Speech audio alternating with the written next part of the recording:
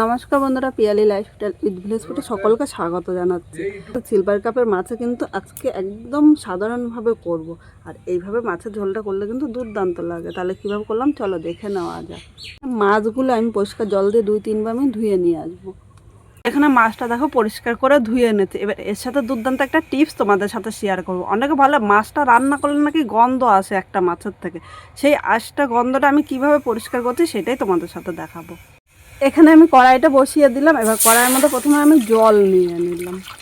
এই জলের মধ্যে সামান্য একটু লবণ দিয়ে দিলাম। এর সাথে আমি 1 চামচ লেবুর রস দিলাম। লেবুর রস ও লবণটা এর সাথে আমি নেড়ে চেড়ে মিশিয়ে নিয়েছি একে একে আমি নিয়ে নিলাম।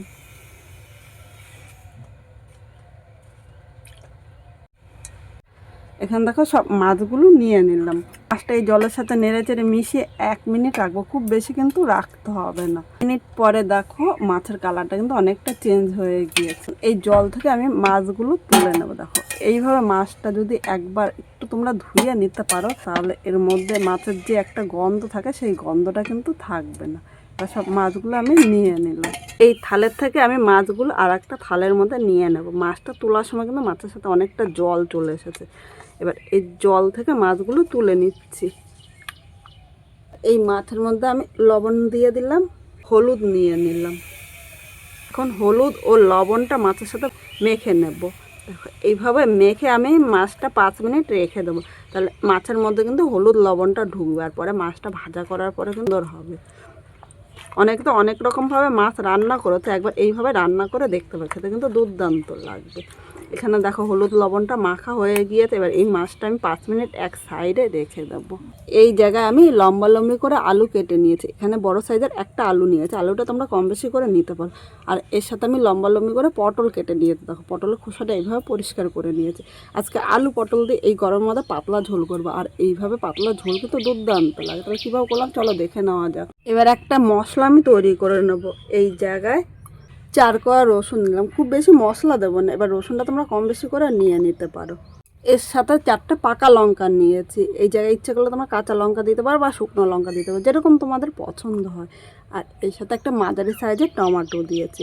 এবার এই 3টে আমি জল ছাড়া একদম মিহি পেস্ট করে নিয়ে আসছি। মূল রান্নায় চলে আসলাম। এখানে কড়াইটা বসিয়ে দিয়েছি, আর কড়াইটা বসিয়ে কিন্তু প্রথমে ভালো করে গরম করে নিয়েছি। এরপর আমি তেল দিয়ে দিলাম। তেলটা নেড়ে চেড়ে মিশিয়ে নিয়েছি। দেখো কড়াইতে এইভাবে কিন্তু একটু নেড়ে চেড়ে নিতে হবে। এবার এখানে একে একে আমি মাছগুলো নিয়ে নিলাম। সব মাছ কিন্তু একসাথে ভাজা যাবে না, তাই দেখো আমি অল্প অল্প করে মাছগুলো ভেজে নিচ্ছি। তোমাদের যেরকম সুবিধা হয় সেইভাবে ভেজে নিতে পারো। এখন মিডিয়াম আগুনে মাছটা ভাজতে হবে, খুব জোরে আগুন দেওয়া যাবে না, তাহলে উপর দিয়ে লাল হবে আর ভেতর দিয়ে কাঁচা থাকবে, তখন কিন্তু খেতে ভালো লাগবে না। এইভাবে দেখো মাছগুলো এক পিঠ লাল করে ভেজে নিয়েছে। এবার উল্টিয়ে এই পিঠটা একইভাবে হালকা লাল করে ভাজবো। খুব বেশি মাছ ভাজা কিন্তু আমার কাছে ভালো লাগে না। মাছগুলো এখানে লাল করে ভেজে নিয়েছে। এবার আমি তুলে নিলাম।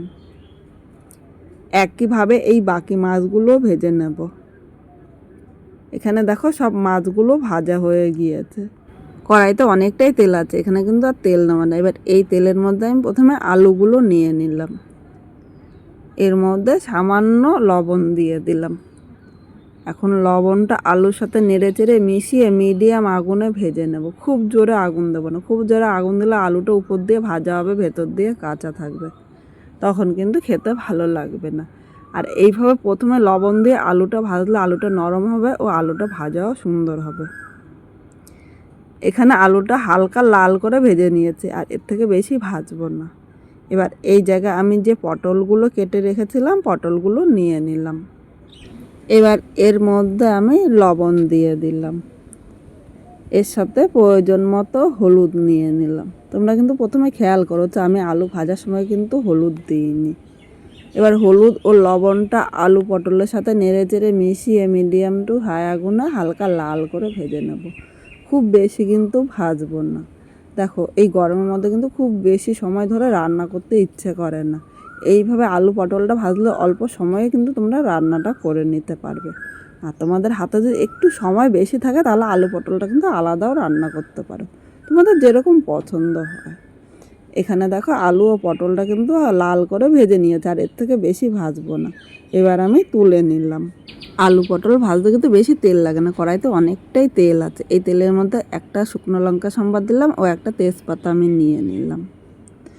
এর সাথে আমি হাফ চামচ জিরে সম্বাদ দিলাম। 1 সেকেন্ড ভেজে নিয়েছি। এবার এর মধ্যে মাঝারি সাইজের একটা পেঁয়াজ কুচি নিয়ে নিলাম। এর সাথে সামান্য একটু লবণ দিলাম ও খুব অল্প পরিমাণে চিনি দিয়েছি। তোমরা ভাবছো চিনিটা কেন দিলাম? লবণ দেওয়াতে পেঁয়াজটা কিন্তু নরম হয়ে যাবে, আর চিনি দেওয়াতে পেঁয়াজে হালকা কালার আসবে। তোমরা ইচ্ছে করলে স্কিপও করতে পারো। এখন পেঁয়াজটা 1 থেকে 2 মিনিট মিডিয়াম আগুনে এইভাবে হালকা ভাজবো, খুব বেশি কিন্তু ভাজার প্রয়োজন নেই। এখানে পেঁয়াজটা দেখো ভাজা হয়ে গিয়েছে। এবার এখানে যে মশলাটা আমি বেটে নিয়েছি মশলাটা নিয়ে নিলাম। বাটির গায়ে অল্প মশলা লেগে আছে, তাই বাটিটা ধুয়ে সামান্য একটু জল দিয়ে দিলাম। এখন মশলাটা সব কিছুর সাথে নেড়েচেড়ে মিশিয়ে মিডিয়াম আগুনে কষিয়ে নিতে হবে, যতক্ষণ না মশলার কাঁচা গন্ধ চলে যায়। এর মধ্যে আমি এখানে দেখো হাফ চামচ আদা বাটাটা দিয়ে দিলাম, কারণ আদা বাটাটা আমি আলাদা বেটেছিলাম। এবার মশলাটা আবারও সব কিছুর সাথে ভালো করে নেড়েচেড়ে মিশিয়ে কষিয়ে নেব। 3 মিনিট মশলাটা কষিয়ে নিয়েছে, আর দেখো মশলা থেকে কিন্তু তেলও ছেড়ে দিয়েছে। এবার এর মধ্যে একে একে আমি গুঁড়ো মশলাগুলো নিয়ে নেব। এখানে জিরে ও ধনিয়ার গুঁড়ো আমি একসাথে করে রেখেছিলাম, নিয়ে দিলাম। এবার স্বাদ অনুযায়ী লবণ নিলাম ও প্রয়োজন মতো হলুদ নিয়েছি। আলাদা করে কিন্তু আমি লঙ্কার গুঁড়ো দেবো না, কারণ আমরা কিন্তু খুব বেশি ঝাল পছন্দ করি না। তোমরা যদি একটু ঝাল পছন্দ করো বা আরেকটু কালারের জন্য কিন্তু লঙ্কার গুঁড়ো নিয়ে নিতে পারো। এবার সব কিছু নেড়ে চেড়ে মিশিয়ে আরও কিছুক্ষণ এইভাবেই কষিয়ে নেব। 1 মিনিট কষিয়ে নিয়েছি। এবার এখানে দেখো 2 চামচ আমি ফেটানো টক দই নিয়ে নিলাম। এবার দইটা এর সাথে নেড়ে চেড়ে মিশিয়ে নেব। খুব বেশি কিন্তু কষাতে হবে না, 1 মিনিট কষালেই কিন্তু এর থেকে তেল ছেড়ে দেবে। আর তোমরা যখনই দইটা দেবে, যদি ফ্রিজে থাকে ফ্রিজে কিন্তু 1 ঘন্টা আগে বের করবে, কারণ ঠান্ডা দই সাথে সাথে কিন্তু এর মধ্যে দেবে না, তাহলে কিন্তু দইটা নষ্ট হয়ে যাবে, পরে খেতে ভালো লাগবে না। এখানে দেখো তেল কিন্তু ছেড়ে দিয়েছে, আর এর থেকে বেশি কষাবো না। এবার এই জায়গায় আমি ভেজে রাখা আলু ও পটলটা নিয়ে নিলাম। আলু ও পটলটা এই মশলার সাথে নেড়ে চেড়ে মিশিয়ে আরও 1 মিনিট কষিয়ে নেব। 1 মিনিট কষিয়ে নিয়েছি। এবার এর মধ্যে উষ্ণ গরম জল নিয়ে নিলাম। অবশ্য তোমরা চেষ্টা করবে একটু উষ্ণ গরম জল নিতে। একটু উষ্ণ গরম জল নিলে ঝোলটা তাড়াতাড়ি ফুটবে, আলু ও পটলটা কিন্তু সেদ্ধ হয়ে যাবে, খেতেও ভালো লাগবে। ঠান্ডা জল নিলে কিন্তু এই জায়গায় আলু পটলটা শক্ত থাকবে, তখন খেতে ভালো লাগবে না। আর যেহেতু আমি একটু পাতলা ঝোল করবো, তাই কিন্তু আমি জলটা একটু বেশি দিয়েছি। এখন সব কিছুর সাথে নেড়ে চেড়ে মিশিয়ে নিয়েছে। এখন ঝোলটা কিন্তু ভালো করে ফুটিয়ে নিতে হবে। ঝোলটা ভালো করে ফুটিয়ে নিয়েছে। এবার এর মধ্যে আমি একে একে মাছগুলো নিয়ে নিলাম। মাছটা ঝোলের সাথে নেড়ে চেড়ে মিশিয়ে আরও কিছুক্ষণ রান্না করে নেব, তাহলে কিন্তু ঝোলটা মাছের মধ্যে ঢুকে যাবে আর খেতেও ভালো লাগবে। বন্ধুরা, এখানে মাছের ঝোলটা হয়ে গিয়েছে। এবার নামানোর আগে একটু গরম মশলা দিয়ে দিলাম। এই সময় কিন্তু আমি উনানে আগুনটা বন্ধ করে দিয়েছি। এবার গরম মশলাটা এর সাথে নেড়ে চেড়ে মিশিয়ে নিয়েছি। এখন 1 মিনিট আমি এটা ঢাকা দিয়ে রাখবো, তাহলে গরম মশলার গন্ধটা কিন্তু এই মাছের মধ্যেই থাকবে। 1 মিনিট পর এই মাছের ঝোলটা আমি নামিয়ে নিলাম। আজকে খুব সাধারণভাবে এই মাছের ঝোলটা করেছি। তোমাদের কীরকম লাগলো কমেন্ট করে জানাতে কিন্তু ভুলো না। নতুন কোনো বন্ধু এই ভিডিওটি দেখতে আসলে ভালো লাগলে একটা লাইক, শেয়ার ও সাবস্ক্রাইব করে পাশে থেকো, যাতে নতুন নতুন ভিডিও আপলোড করলে সবার আগে নোটিফিকেশন আপনার কাছে পৌঁছে যায়। আর এই গরমের মধ্যে আজকে আমার এই মাছের ঝোলটা তোমাদের কীরকম লাগলো কমেন্ট করে জানাতে কিন্তু ভুলো না।